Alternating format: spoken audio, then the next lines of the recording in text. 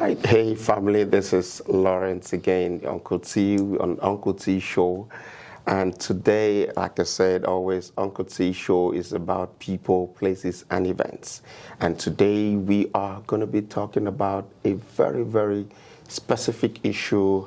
And guess where we are? We are at the Oklahoma Police Department headquarters in the center of Oklahoma City. And today we'll be talking about the police corps and the influence and they have in the African immigrant community that we are in Oklahoma, how we can help, what we can do, and how we can assist them in their jobs.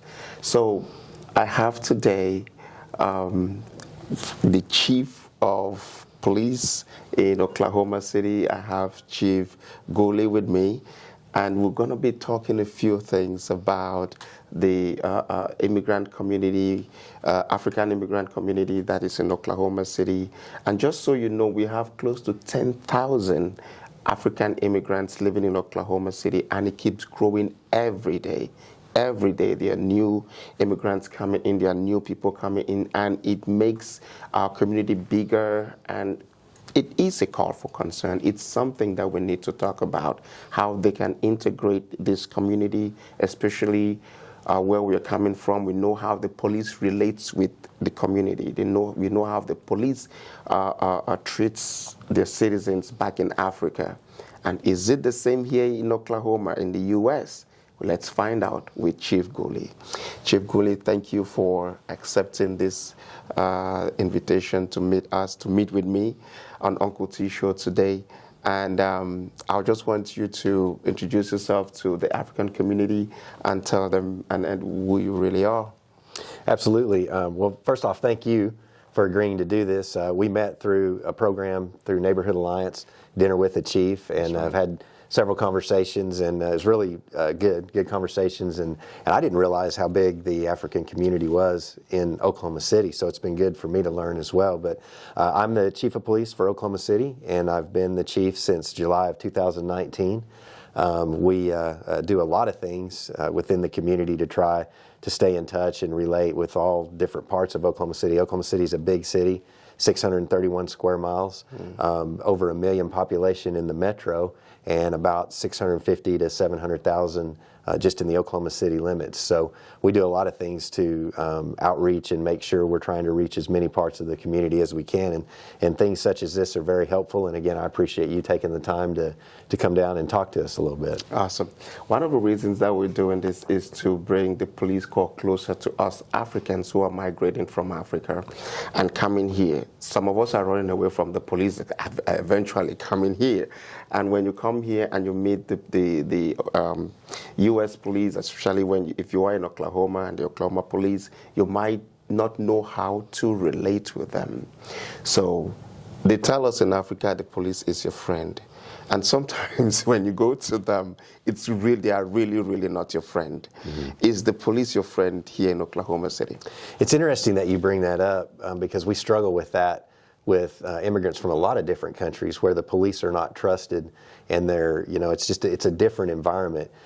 In the United States and here in Oklahoma City, all of our police officers, we live here in the community. We're parts of the community as well. We have to adhere to the same laws and rules and guidelines that everybody else does too. And so for us, it's very different how police serve in a community. We're not ruling this community. We're not a ruling force. We're here to help and assist and work with people to make sure that they're safe. And it's more, in Oklahoma City, it's more about public safety is what our goal is, not being out there trying to rule over people or doing those things that are outside the law that would be beneficial to us instead of what's beneficial to the community as a whole. But it is that public safety, making sure everyone's safe, that no one's the victim of crime. That's what our goals are. Is there a particular or different relation that you have with Africa if you meet an African immigrant? Does your interaction with them kind of different as opposed to other citizens? We try to, our goal is that every interaction that we have, we treat people with respect and try to honor those cultures, those things that may be unique to that culture. It gets difficult sometimes because there are so many different groups in Oklahoma City. We may make a mistake when we're dealing with something and do something that may be offensive to that person because we may not know. But we never mind if we're in those instances, having that person let us know that, hey, in our country, this is perceived this way. That's how we learn, and we train our officers. We have what we call like subject matter experts within the community that come in and speak to our academies. We put together in-service training. Most recently, as I can use as an example, the Afghan refugees that came over to the United States. We have several of those families here in Oklahoma City. We met with Catholic Charities that was coordinating their entrance into Oklahoma and learned about their culture and things so that we could teach our officers about how to better deal with them. And sometimes those types of educational opportunities help us too. And again, we try to treat everybody the same and just be respectful, but we know sometimes too there may be things that are normal in our culture here in the United States that may not be normal somewhere else, and so we want to be aware of that. That's a great way you hear them. Yeah, Chief saying everybody is treated the same way, treated fairly. They want to understand us. If you get into a reaction or an interaction with the police officers, and sometimes their reaction may scare you because of where you're coming from, tell them, communicate, tell them where I'm coming from, this is the way it's perceived and stuff like that. And truly, we allowed, we Africans, especially from Nigeria, we allowed people. So sometimes we might just be speaking normally because we allowed, and it might be perceived like we are screaming on maybe the officer or something. Have you had a situation like that at all? Yes, and when you said that, I'm smiling because we talked about that at the dinner, and I was like, I have noticed that. That's true. But again, that's just part of who you are. It's not being offensive. It's just, and I think for us, that's good to know. And sometimes too, you talk about traffic stops, for example. There's a lot of external noise out there, so sometimes that being loud can actually be good because we can hear better and communicate better on the side of the road. So there may be times that has an advantage, but knowing that ahead of time, may make an officer feel more comfortable because they realize you're not yelling. Right. You're just being who you are. Yeah. Awesome. Have you had a situation where someone comes in who does not really speak English very well? Because we have a lot of those people. We have our mothers, our parents that come into the U.S. They really do not understand English very well, but they can drive. And when they get into some situations and when they're pulled over, communication might be a challenge. How does the officers deal with that sometimes? We do deal with that a lot. Mostly where it comes into play, it does come into play on traffic stops sometimes. We have several officers that speak different languages. We have what's called a bilingual unit, and they train regularly. Obviously, we can't cover everything, but for those circumstances where we do run across somebody, especially if they're needing assistance and we can't communicate with them, we have a contract with what we call a language line. And so we can get somebody either on the phone or can come here in person and help us coordinate and communicate with that individual. And it just depends on the nature of it. If it's a traffic stop, we'll probably do what we can to get through that individual stop right there. But if it's something more serious, like someone reporting a serious crime or a homicide that's occurred, something like that, we'll actually bring in some folks that can speak that language and that are certified and can help us communicate and get what we need. Awesome. That is good to know, because a lot of times we find people in our community, saying, I was pulled over and I was speaking. It seemed like he didn't understand. Yeah. And sometimes when you're pulled over, is there a change in reaction if you find someone with an accent? Because a lot of the times when someone is pulled over and they find themselves communicating to the police officer, and it seems like the police officer is not understanding. All they want to do is just dash the ticket and move on. So the impression is, because I have an accent, or because I'm of my skin color, and so he didn't just want to interact, or he just wanted to get rid of me and move on. So what is your take on that? Our procedure for traffic stops the way it's written is when an officer approaches a vehicle, we're supposed to introduce ourselves, identify who we are, and explain why the stop was made. So right off the bat, you should know, who you're being stopped by and the reason for that stop. Okay.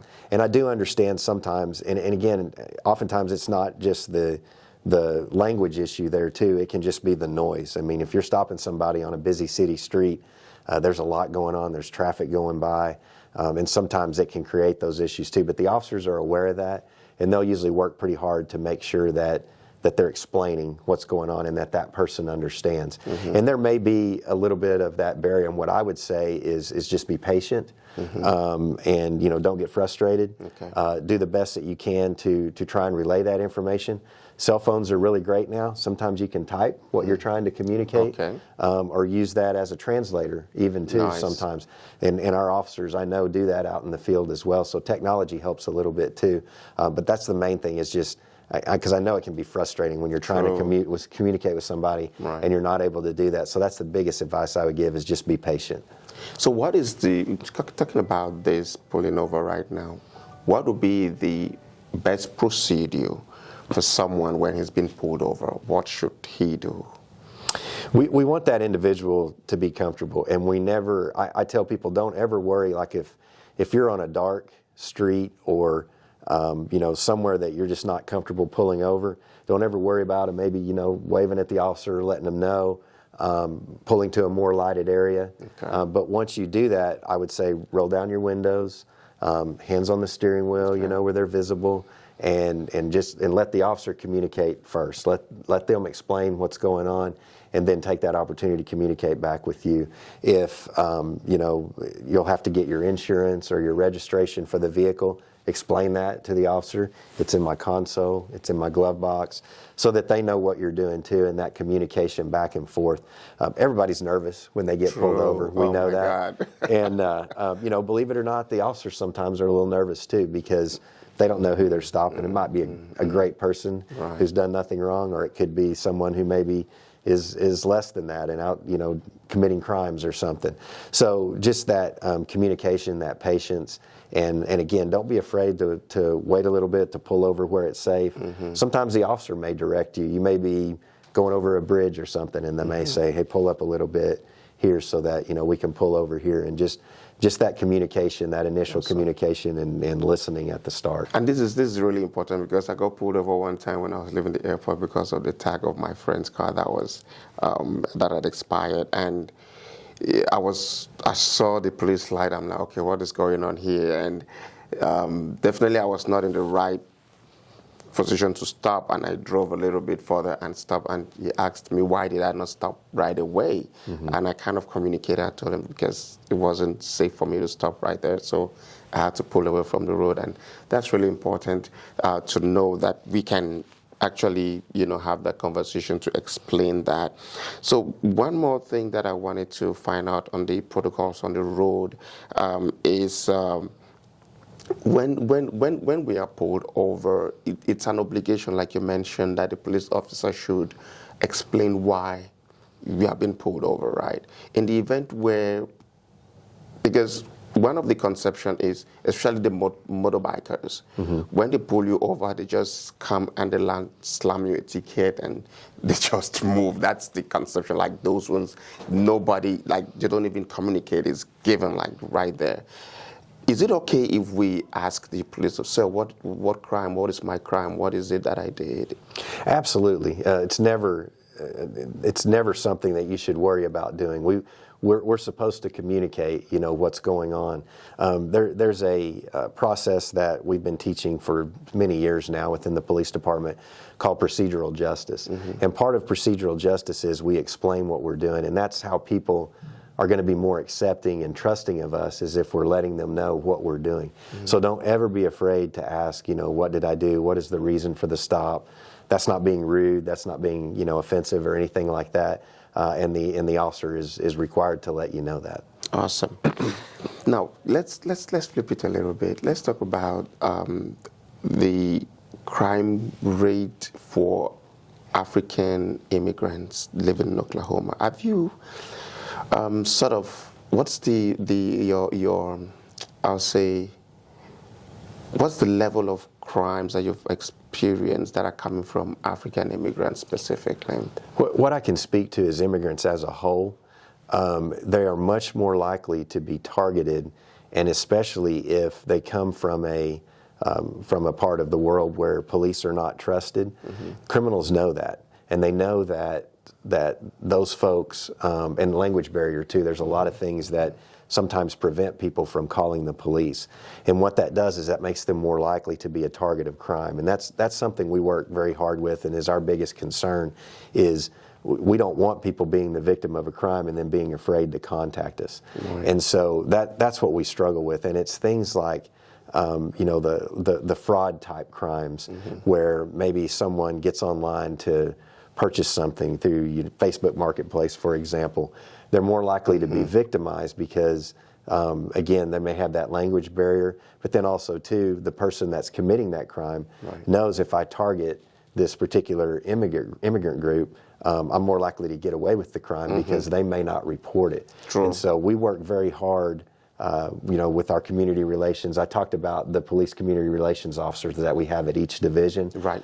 We work very hard with those officers to go out into the community and talk to different immigrant groups and explain to them what our processes are, how it's okay to call us, that you're not going to be in any trouble because you've been the victim of a crime. I mean, that's never going to happen. We're going to work with you and help you, but you're much more likely in those communities to be targeted because of those reasons. Awesome. Now, the kind of crimes that African immigrants have been involved in, and they are specifically into, because we hear the news about all this 419 crime and cyber crime and all the like.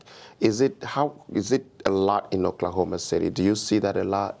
It's prevalent nationwide, and a lot of those crimes, they're so difficult.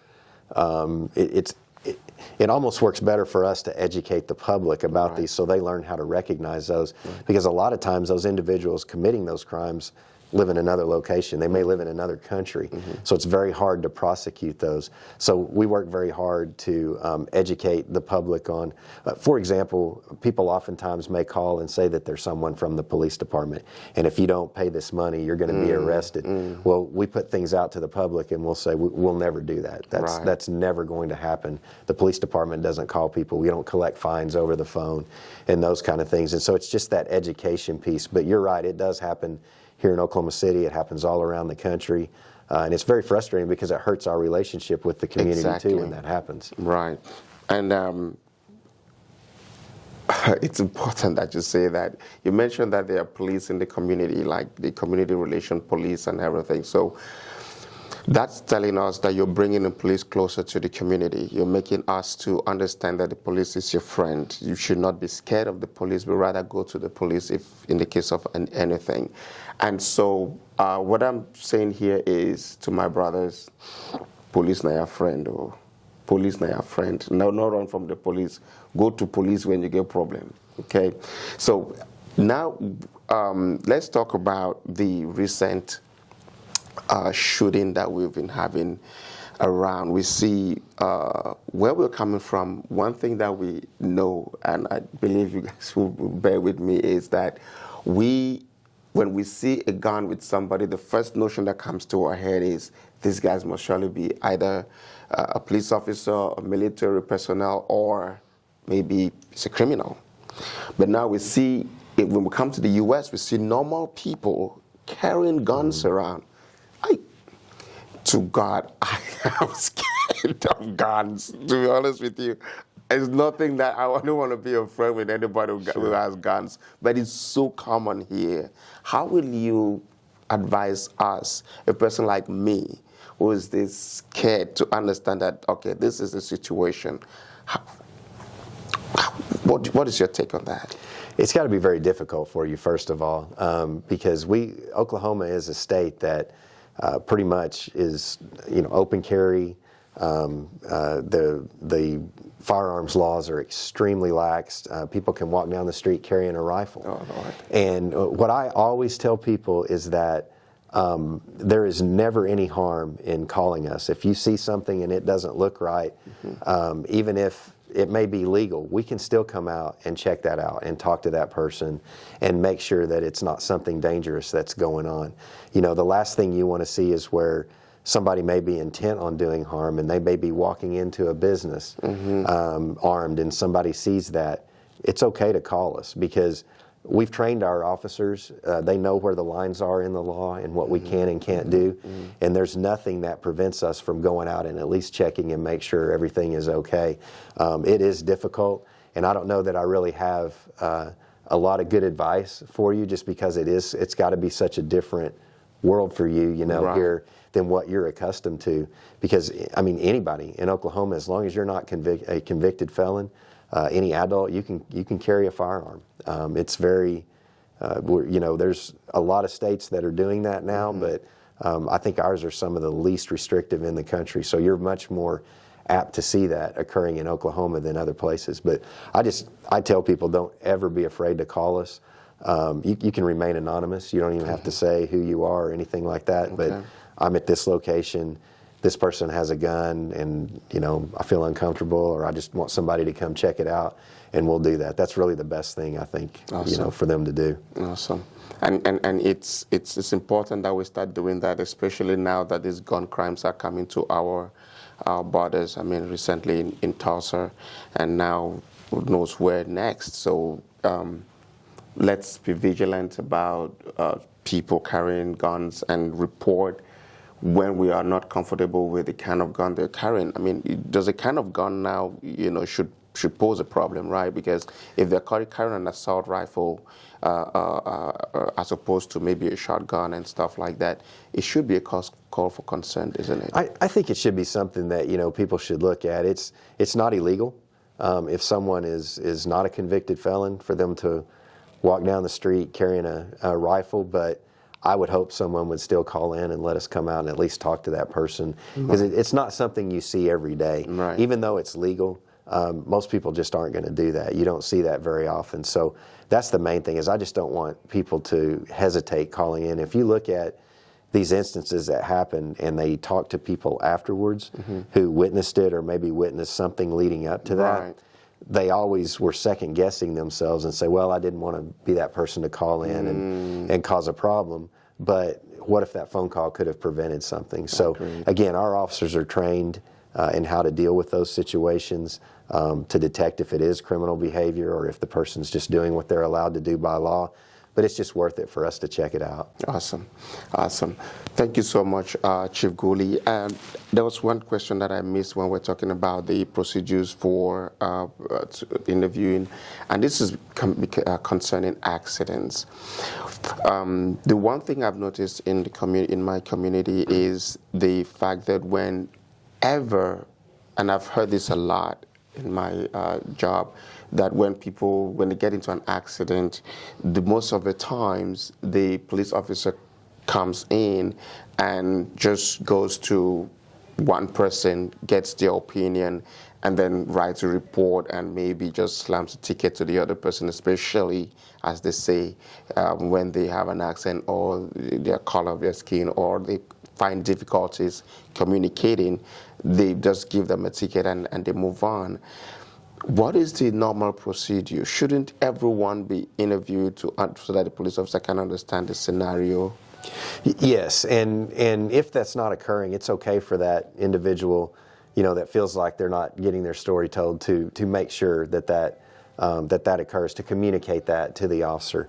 One thing that we're doing that I think will help us is our calls are prioritized, and so an accident is one of our lower priority calls, especially when nobody's hurt. And so, like, let's say that accident comes out at the same time a armed robbery or a burglary in progress call comes out. Those calls are going to get the priority, and the officers are going to respond to it. Okay. So sometimes what happens is that officer gets on that call and they hear other calls come in that are more pressing, so they may try to rush through it to try to get on to the next more important thing. So one thing that we are doing that we just approved with our recent budget is we're going to hire some more non-sworn civilian staff that are going to be responding to those accidents. And so they're not going to be as tied to those, because they're not going to respond to higher priority calls. They're only going to respond to those lower priority. So my hope is they'll be able to spend more time and not rush through those type of things and be, you know, more helpful in that type of situation. But what you're talking about, I know it does occur.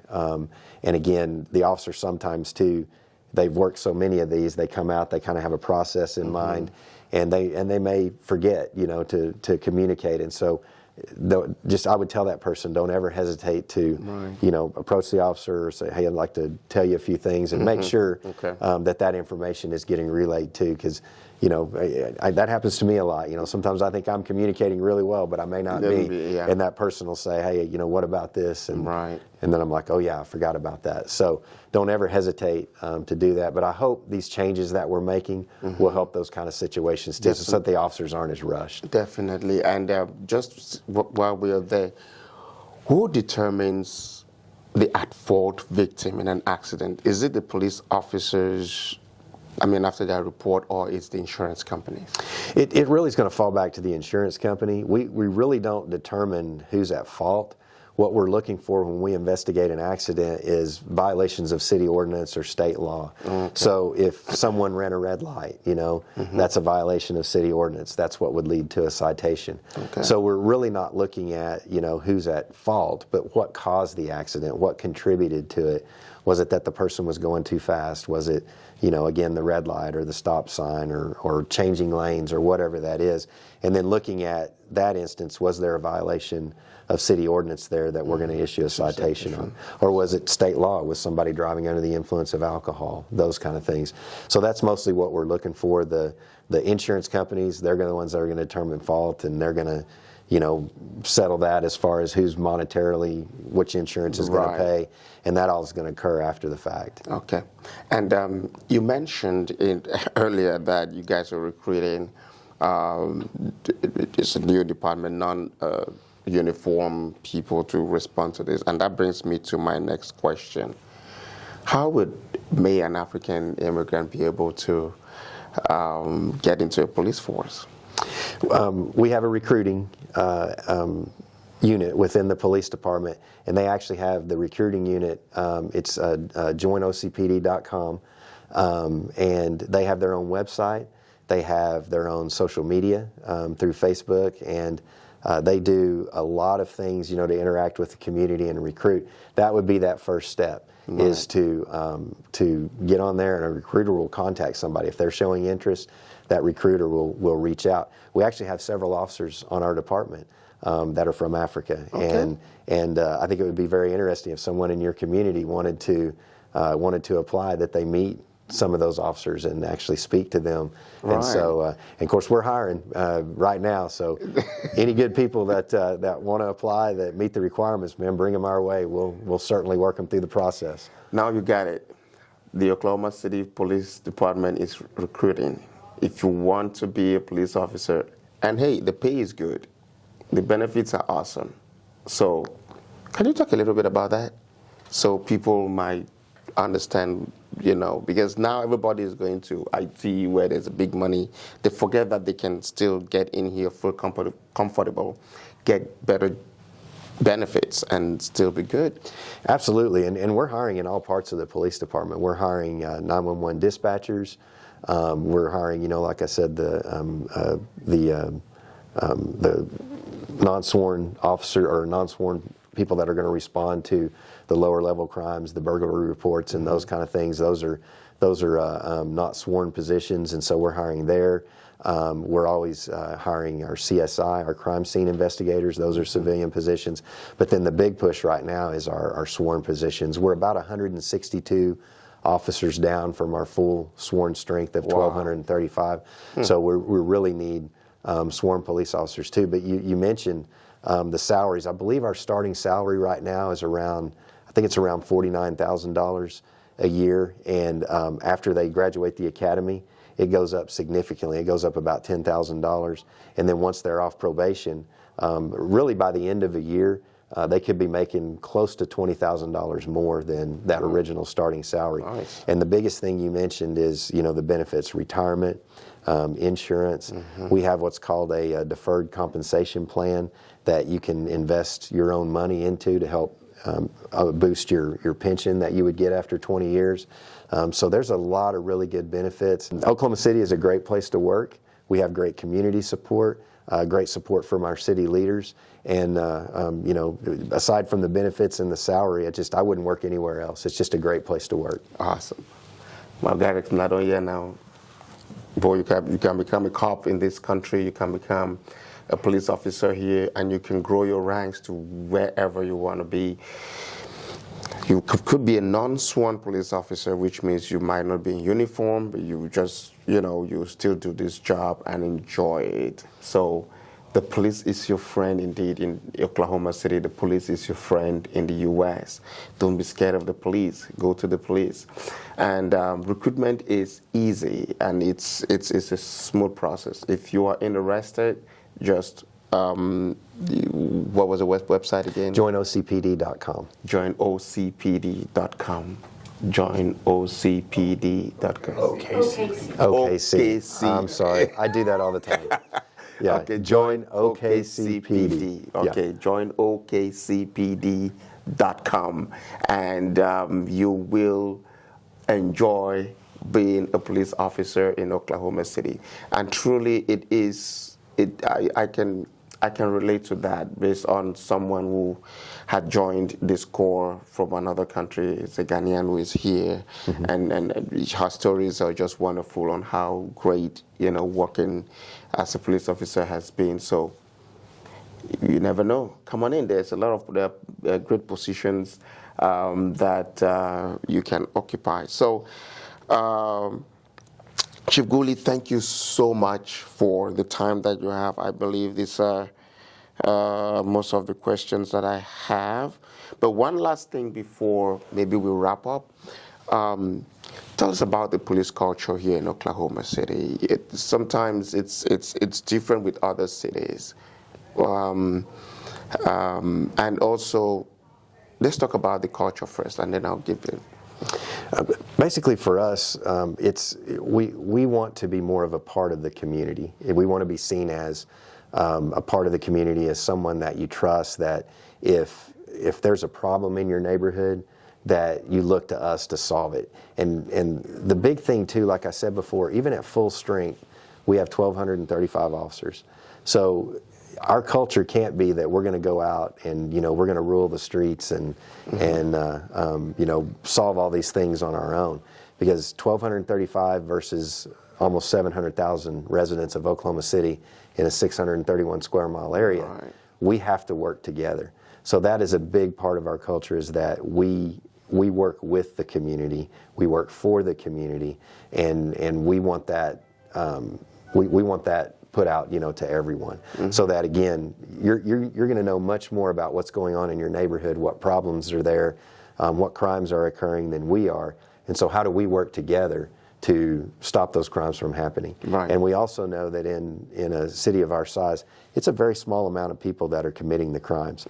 So if we identify who those folks are, we're not bothering the good folks that are doing what they're supposed to do. We're working with them to get those bad folks out of their neighborhood. And that's really the biggest part of our culture and how we do things. Nice.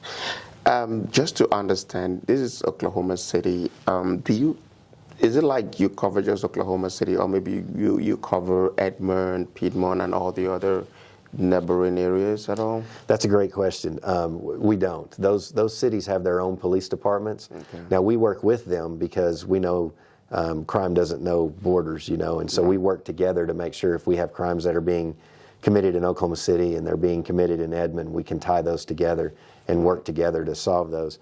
But the Edmond Police Department, they're separate from us. Bethany, War Acres, Oklahoma County Sheriff, the Highway Patrol, we all work together, but at the same time, our jurisdiction is just in the Oklahoma City limits. Awesome, awesome.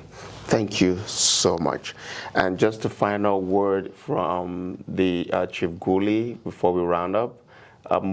What can you tell our African immigrants as a final word in this Uncle C show today? Well, again, just in our conversations, realizing how big of a community it is, I think what I would say is if there are any events or anything that you have, or neighborhood group meetings that you would like an officer to come out and speak with you about the police department and offer information, is please reach out to us and give us an opportunity to do that. We want to be more involved. We want to be more involved in all community groups, but that's probably the easiest way for us to do that, and we have those community relations officers, and I think that would be my final request, is that we get to know each other better so that we can work together more. Awesome. Thank you so much, Chief Goley. Thank you for your time. And so, ladies and gentlemen, big fans of Uncle T Show, this is where we wrap up. But before I go, this is my take. The police is your friend. And we've learned a lot today speaking with Chief Goley in Oklahoma City. You might be watching me from any part of the world or out of the state of Oklahoma. These underlying values apply to everyone. So if you need any help or if you have any questions, please drop them in the comment section. We'll reach out or we will follow up with more. Chief Goley is always available for us to have this conversation. And if your questions that have not been answered during this program, we might have a part 2 set up so we can, exploit more, might answer your questions. So please, please, please like, subscribe, and share these comments. Also click on the notification so that anytime we have a new video posted, you will be the first to be notified. Thank you so much, and remember, stay safe.